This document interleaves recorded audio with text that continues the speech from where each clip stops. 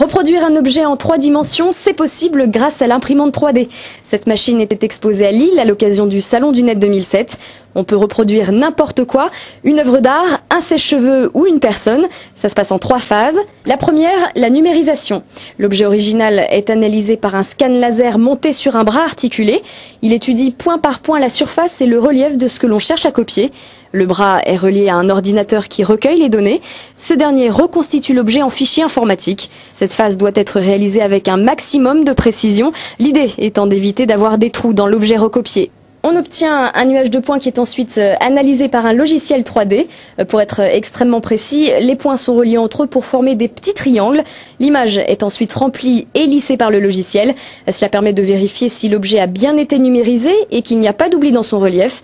Comme l'objet va être dupliqué à partir de ce fichier informatique, le moindre défaut serait lui aussi reproduit. C'est la phase de vérification.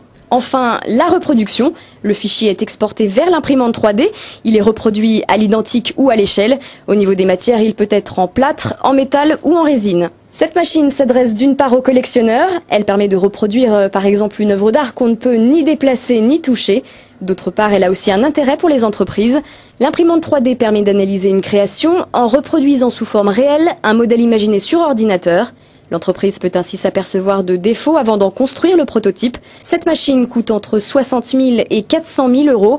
Le prix varie en fonction du matériau choisi pour la reproduction.